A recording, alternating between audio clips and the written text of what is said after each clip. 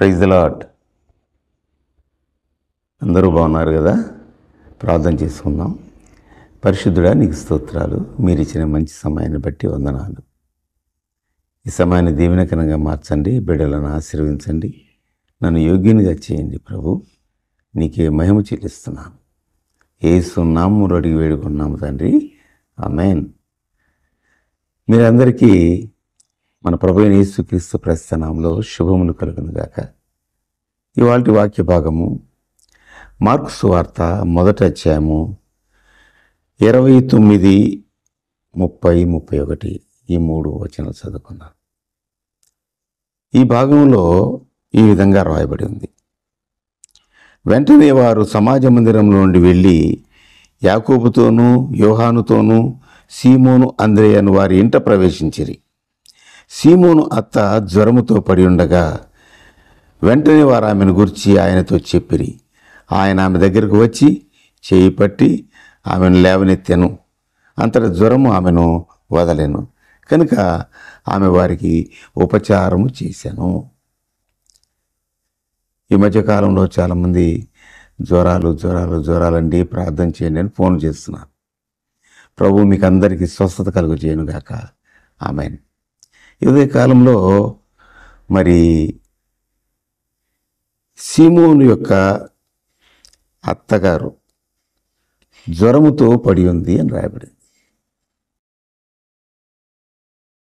పడిపోయిన స్థితి, కారణం జ్వరం. దేవుడు జ్వరం నుంచి యేసయ్య ఆమెను విడిపించడానికి అక్కడికి వచ్చాడు. ఎలా వచ్చాడు?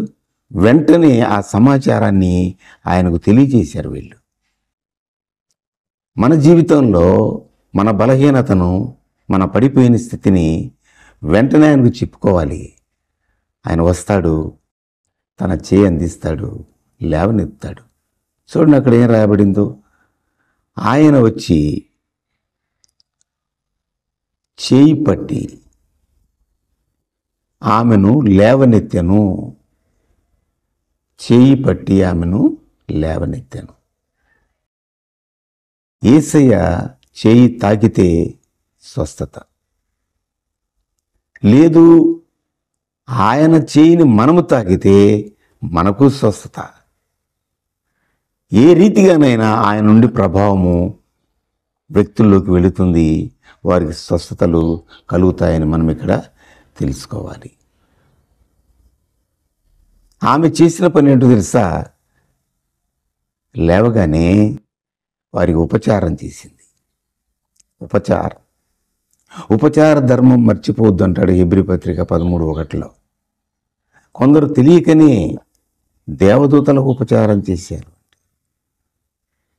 దేవుని బిడ్డలంగా, విశ్వాసలంగా మనం ఉపచార ధర్మాన్ని నిర్వర్తించాలి.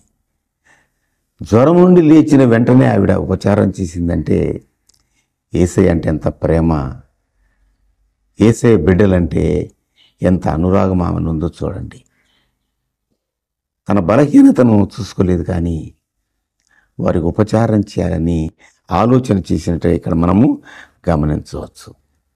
కాబట్టి ఉదయకాల సమయంలో మనం నేర్చుకోవాల్సిన విషయాలు ఏమిటై ఉన్నాయంటే, ఆయన ఆమె దగ్గరకు వచ్చి చేయి పట్టి ఆమెను లేవనెత్తాను. నిన్ను చేయి పట్టి లేవనెత్తేటువంటి దేవుడు ఆయన. పడిపోయిన నీ స్థితి నుంచి ఆయన నిన్ను లేవనెత్తుతాడు. కృంగిన నీ స్థితి నుంచి ఆయన లేవనెత్తి నీకు నూతన శక్తిని ఆయన అనుగ్రహిస్తాడు. ఆవిడలో ఎట్లాంటి శక్తి వచ్చిందో మనకు తెలియదు, కానీ వెంటనే పరిచారం చేసి, నాకు విశ్రాంతి కావాలని కోరుకోలేదు, కానీ దేవుని బిడ్డలకు ముందు ఉపచారం చేయాలి. వారు చేసిన ఈ మేలుకు నేను క్రియారూపకంలో వారికి నా కృతజ్ఞతలు తెలియజేయాలి. దేవుడు నేను ఎన్ని మార్లు లేవనెత్తాడు, ఎన్ని ఉపకారాలు చేశాడు, నీ జీవితంలో నీకు ఎంత సహాయం చేశాడు. ఆయనకు నీవు చేసినది ఏమైనా ఉందా? కృతజ్ఞతాస్తులు చెల్లించావా? మందిరానికి వెళ్ళి నీ సాక్ష్యం చెప్పావా? ఇతరులకు నీ సాక్ష్యం చెప్పి దేవుని మహిమపరిచావా? ఇవన్నీ మనం జ్ఞాపకం చేసుకోవాలి. అప్పుడే మనలో నూతనమైనటువంటి ఆశీర్వాదం దేవుడు అనుగ్రహిస్తాడు. యేసయ్య నీ చేయి పట్టుకోవటానికి సిద్ధంగా ఉన్నాడు. నీవు యేసయ్యా నా చేయి పట్టుకో, నన్ను లేవనెత్తయ్యా అని నీవు ఆయన ప్రార్థించు. ఆయన నీ మొర ఆలకిస్తాడు. ఆయన సిద్ధంగా ఉన్నాడు. నువ్వు సిద్ధంగా ఉన్నావా? ఎవరి మీద ఆధారపడకు. యేసయ్య చాలు నీ జీవితానికి, నా జీవితానికి, మనల్ని లేవనెత్తడానికి, మనల్ని పునరుద్ధరించడానికి, మనల్ని ఆశీర్వదించడానికి, మన భవిష్యత్తును దీవించడానికి యేసు చాలు. ఉదయకాలంలో ఆయన నీకు, నాకు, మనకు చాలిన దేవుడుగా ఉన్నాడు.